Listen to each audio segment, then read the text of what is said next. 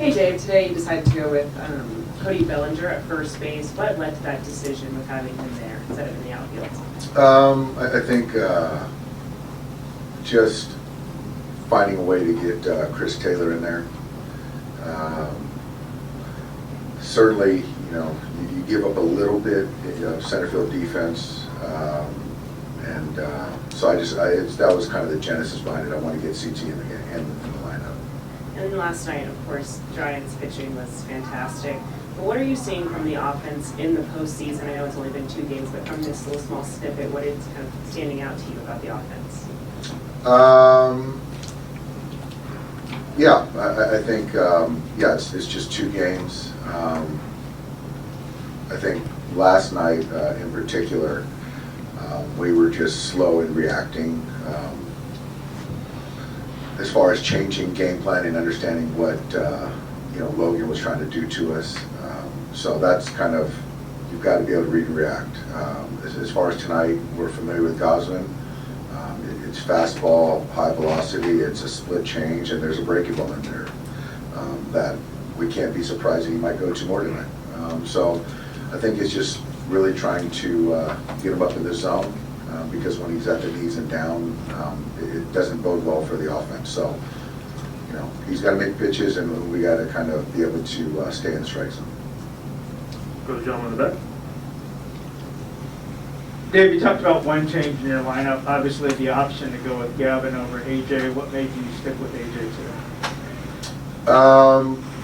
I think, well, there's a body of work component. I think that Gavin swung the bat really well and picked us up big for 2 weeks. There's also a component of what the season AJ's had and the experience that he's had. So to kind of just default to a 2-week sample, I just don't. Yeah, I just felt that the body of work should win out, and it also, you know, just as important for me is being able to deploy Gavin. And Matt Beatty in particular, tonight at a given moment, I think has value as well. Next question for Dave. Go to sir in the back. Hey Dave, obviously you've been down this road before. Obviously you don't want to go down 0-2, but since you've been in that business as a player with the Red Sox and you guys were down 0-3 and you came back to win, do you use that experience to kind of like keep the players loose, especially in a pivotal game like tonight? I think every club is different. So this is certainly a different club than I was playing on years ago. So it's a smart group. It's a professional group. We understand the job that we have to do. We've been there before. So to your earlier point, yeah, we don't want to go down 0-2. So we're going to play this game essentially like a do or die, because I think it's an important game. So. But as far as kind of the morale, it's a very focused group of guys right now. Stay in the back on the right side. Dave, Mookie's been dealing with the right hip all season long. Where is it at this point of the season? Is it a daily check-in with him? Is he still managing it to the point that he was earlier in the season? I don't know if he's managing it. I'm sure he's doing something each day to kind of manage it, but there's no check-in daily. He's one of our guys, and he's got to be out there. And he feels the exact same way. We'll go to John right here. Dave, Muncy beats up on the Giants more than any other team, and his absence, like you said, is a void. But they have belts gone, so both top first basemen out. Do you think that's a wash?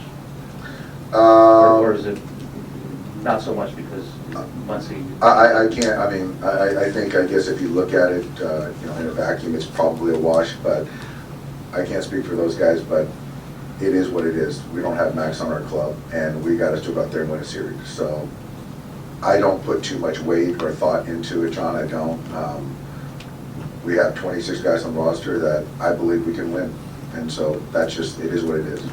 And just how is he coming along? He's coming along. It's getting a little bit of more range of motion each day. It'll be great to have him back sooner than later, but it ain't going to be the series. So that's kind of where our head's at. Stay on the right side in the second row. Hey, David, we've been through this all before with the wild card game, but I'll ask you philosophically. 5-game series, it's the only sport that does that. Is that fair? Does that make sense to you? If you like money, probably not, because a couple more games would be good. But I think it's better than 1, better than 3. So I guess it's just kind of, it's Bill is where we're at, and I think that for us, I love the long series, and it kind of shows the true kind of overall depth and talent. But right now, me thinking otherwise isn't going to be helpful. So Go up in the front here. These two teams obviously know each other by being division rivals. You've played them 19 times. But in addition to that, you have Gabe Kapler and Farhan Zaidi, guys who were in your organization, know you guys very well. Is there a game within the game, kind of a chess match between the front offices, and you guys know each other like that? And then does that make the margin of error that much more thin when you guys are playing? there is. I think sometimes a familiarity, could kind of backfire if you kind of think they might do something, or as opposed to kind of using the guys you have and putting them in the best position to have success and go play a baseball game. I think that a lot of our, similarity is, as far as Cap and I, is, trying to instill confidence and positivity in your players and put them in the best chance to succeed. And I think Andrew and Farhan do a great job of putting together major league rosters. Outside of that, it's kind of the coaches and the managers kind of figuring out in the game, what's the best way to win that game that night. Put Barry in the middle. Hey, Tom. Back to Muncie. So when you have an elbow that pops out of the socket like that, it's kind of like Tatis's shoulder kept subluxing. Is there an issue here where, unless it's eventually surgically repaired to repair whatever ligament damage or whatever it was that allowed that to happen, has to happen, or what's the long range of it? Well, the long range is, as I understand it now, surgery is not on the table. So it's kind of getting the range of motion, seeing what you can and can do as far as a baseball player, swinging of the bat, catch the ball, and then it's tolerance. And so you kind of brought up Tatis, and there was time that he had to heal up, and at some point he said, I can do this. And so with Max, we're just going to keep it alive and keep his head in the space that he can help us if we continue to move forward. And that's kind of how we're taking it. Long term, I don't think that surgery is imminent. For the gentleman standing on the right. Yeah, you brought up being familiar with Gossman, and obviously you brought up his splitter. How do you find success against that kind of pitch, especially after a night where Wade was able to keep you guys off balance with his off speed? It's a thing in hitting. It's called tunneling. You just got to see it out. And if you're swinging at things at the knees, you're in trouble. And you just got to see the ball up.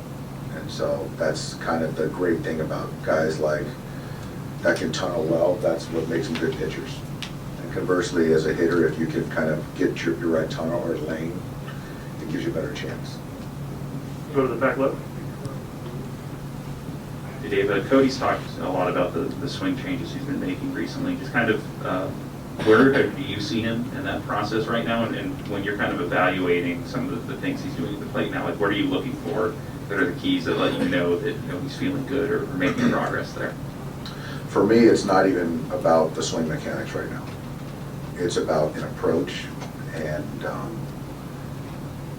executing a plan and getting them in the zone. If we're going to swing at balls down below, it doesn't matter what kind of mechanics you have. So for me, I'm looking for guys to use a big part of the field and take good at bats. That's it.